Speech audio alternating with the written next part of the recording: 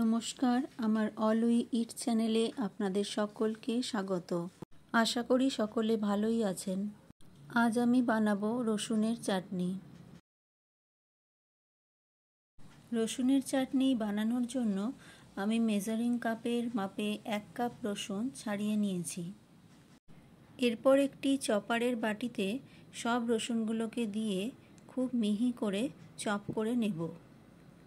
রসুনের পরিমাণ কম থাকলে সেক্ষেত্রে গ্রেটারের সাহায্যে রসুনগুলোকে গ্রেট করেও নেওয়া যেতে পারে।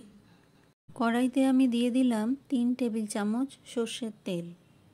তেল গরম হলে ওর মধ্যে মিহি করে কুচিয়ে রাখা রসুনগুলো দিয়ে দিলাম। রসুনগুলো দিয়ে মিডিয়াম টু লো ফ্লেমে অনবরত নাড়াচাড়া করতে হবে। তা না হলে কড়াইয়ের গায়ে লেগে গিয়ে রসুনগুলি কালো হয়ে যাবে ও রান্নাটা তেতো হয়ে যাবে। এখানে আমি রসুনটাকে বাদামি করে ভেজে নিয়েছি।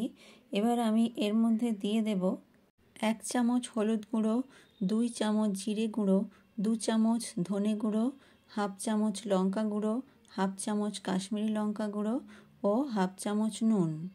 সামান্য জল দিয়ে মশলাটাকে খুব ভালো করে কষিয়ে নেব। বন্ধুরা, যারা আমার চ্যানেলটি সাবস্ক্রাইব করেছেন তাদের অনেক ধন্যবাদ।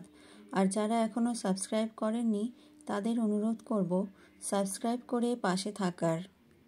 আর আজকের রেসিপি যদি ভালো লাগে তবে একটা লাইক করার অনুরোধ করব।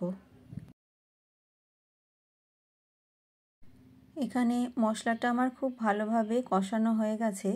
এবার আমি এর মধ্যে দিয়ে দেব 1 কাপ পরিমাণ মতো জল। খুন্তি দিয়ে খুব ভালোভাবে নাড়াচাড়া করে নিয়ে 5 মিনিট ঢাকা দিয়ে ফুটিয়ে নেব।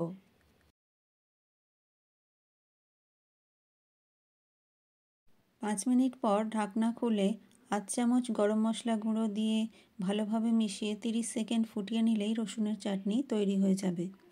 ভিডিওটি দেখার জন্য অনেক ধন্যবাদ। ভালো থাকবেন সকলে।